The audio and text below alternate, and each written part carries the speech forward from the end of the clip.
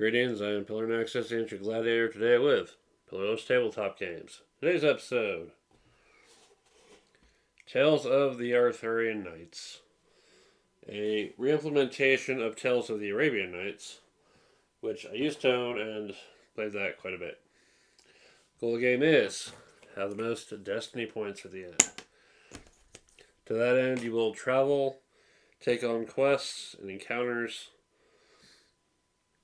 build up your renown, build up your skills, find treasures, and possibly take part in grand quests across the three ages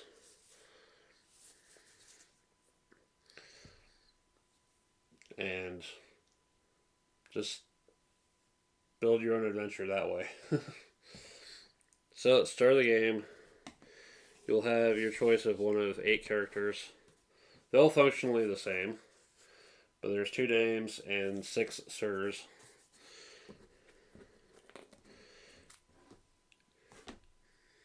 You'll start with 6 randomly chosen skills, of which you'll take 3 of them and put the other 3 back.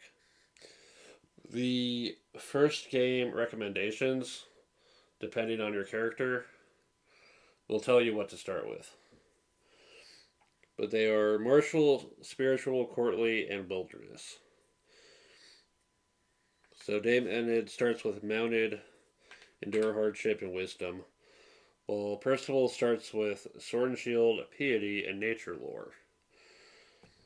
You're going to have to work on their courtly skills. It'll start with a starting quest. So it'll tell you to set up quest markers. It might have your opponents set up quest markers. You'll put a quest marker on that quest to remember which markers belong to which quest. You'll be able to have 2 quests at most, and you always have to have at least one. Setting up the rest of the map, turn counter, round counter on 1. Your renown markers at 0. The encounter, feature, quest, and treasure decks will be shuffled. Each player will have a stack of status cards to keep track of all the various things that can happen to your character.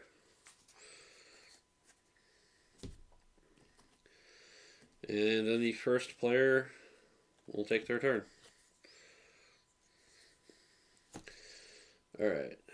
When taking your turn, you make sure that the Big Book of Tales, it is a massive, massive beast, and I love it, goes to the player to your left.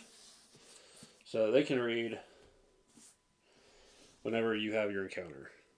If it's your first turn of the game, you start on Camelot. There'll be the introductory passage number 1000 for this first stage. That'll get read off.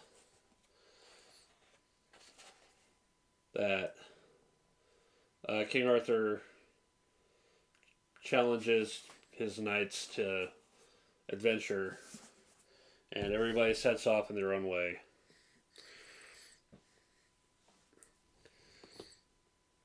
But yeah,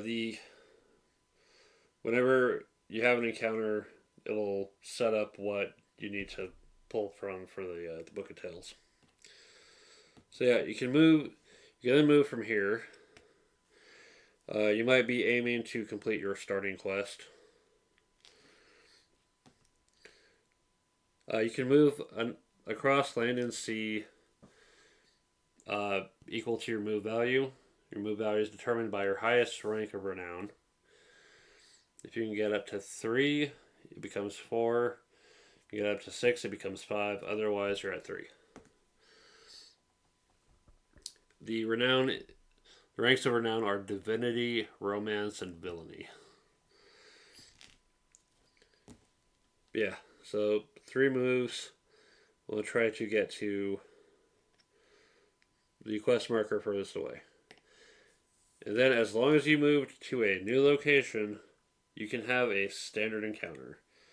As part of completing the starting quest, you'll need to have a standard encounter in order to remove it. So, when you have a standard encounter, you'll pull an encounter from the deck. If it is a character, such as Dwarf, you'll pull a feature card as well. So we have Cunning Dwarf. That makes passage 2013. So we'll read the quest from the player to my left. Will read that passage. And we'll have options.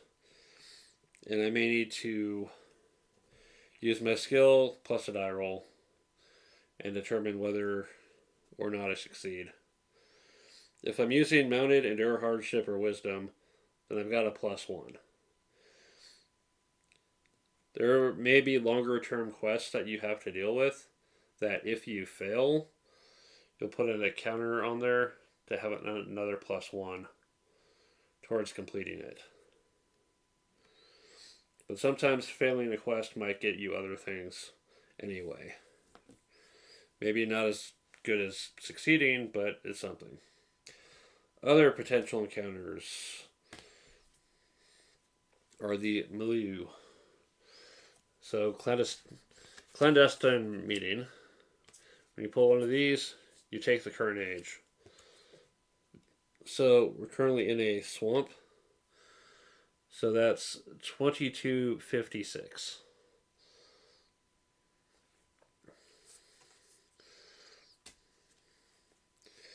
So there's things that happen.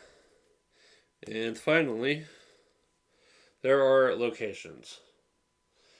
As part of the setup for the game, a number of locations equal to the number of players +1 are shuffled into the encounter deck. The rest are kept out of the game. When you pull a location card, you read the passage, or the reading player reads the passage, and then you put the card in front of you. If at any time when you are exploring, you have another encounter of finding a location, you have the option to put this location to the bottom of the stack and take a different encounter.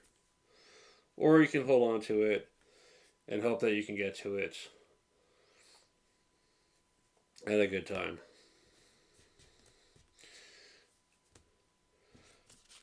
Once you have a location, you have access to that place of power. No one can ever enter a place of power unless they're holding that location card.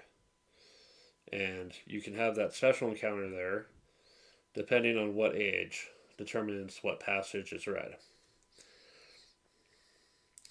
Also, when you pull a location, you put a destiny counter on it. After completing the encounter at that location, you will add the destiny counter to your own collection, and the location is removed from the game. Eventually, the encounter deck will run out, or the feature deck will run out. When that happens, the discard pile is then flipped straight over without shuffling.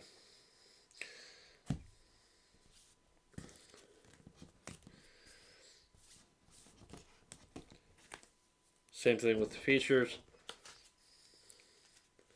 Apparently, the way things work, it should not be possible to end up pulling the same two encounters during the same game.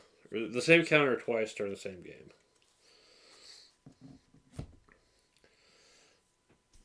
So let's actually go back to the, let's say, counter to Sorrowful Night. So let's, without spoiling this too much, So let's see. So 1202.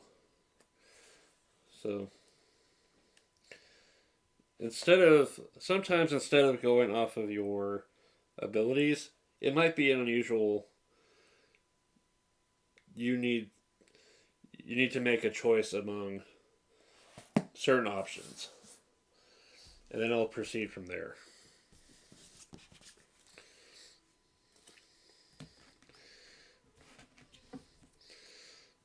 But once you are done with your turn, the next player will take their turn.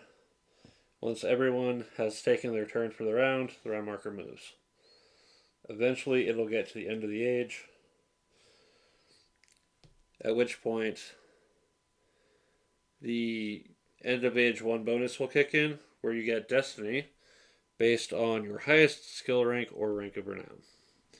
And then you will get a quest and a skill. I'll pull the advanced quest and set that up. Now you can have 2 quests. There will be bonuses for the end of age 2 and the end of the game.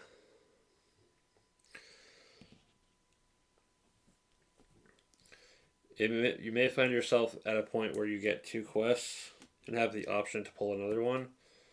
You'll have to discard one of your previous quests.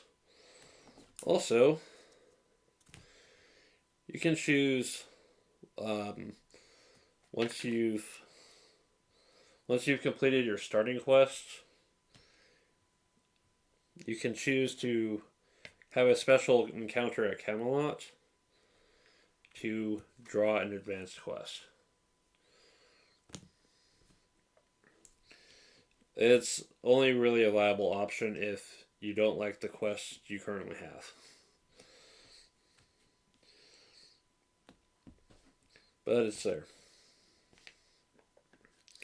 But yeah, at the end of the game, most destiny points wins.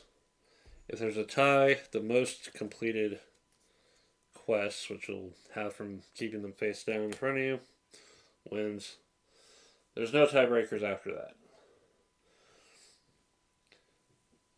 One of the additional things you can add on to the game is a grand quest. Or grand quests in general. Age 1, there'll be the grand quest. You'll need to place grand quest markers at certain locations. So, Camelot, wherever that is. Dublin and Benyon. And then 3 to 4 players also place one in Benwick.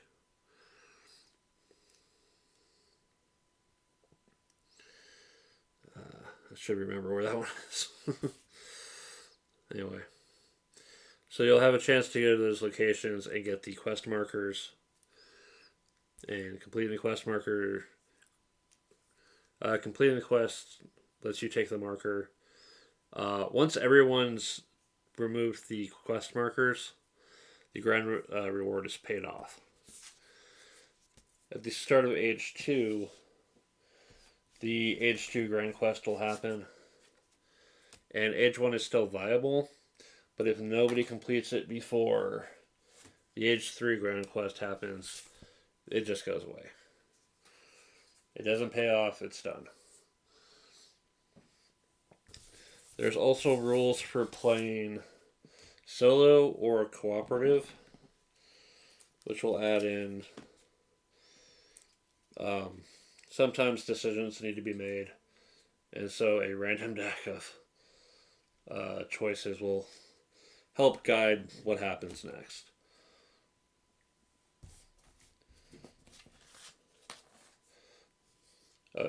So why do I like this game? I remember Tales of the Arabian Nights.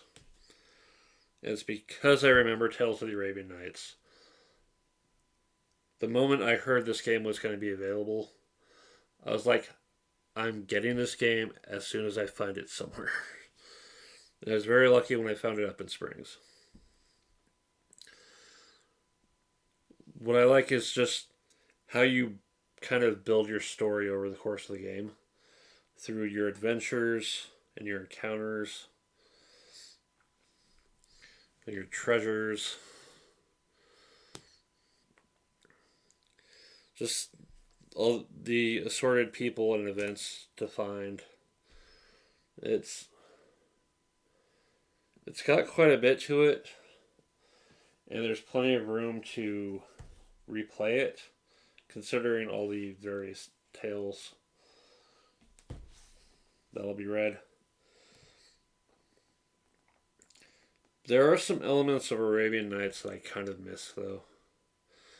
So in Tales of the Arabian Nights, your movement was determined by your wealth. There was a certain point where diminishing returns kicked in because you were too wealthy and you got slowed down.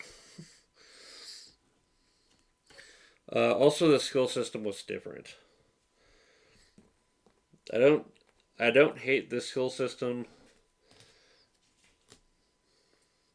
I see why they went with it. But the Arabian Nights approach of no skill, basic skill, mastery skill was an interesting approach. Then again, I can see why they went this way as well. But I'm glad I have this game because I love this setting. The Arthurian tales have always caught my curiosity. I'm still reading through the Death of Arthur. I will be getting back to it soon. But for the time being able to play through this, these stories and adventures and all that, I love it. I recommend it. Check it out for yourself. Tales of the Arabian Nights. If you've played it, let me know how it was for you in your group. If you have any favorite moments from any adventure, any encounter, let me know. Alright, thanks very much for watching. This has been Pillar. We'll see you next time.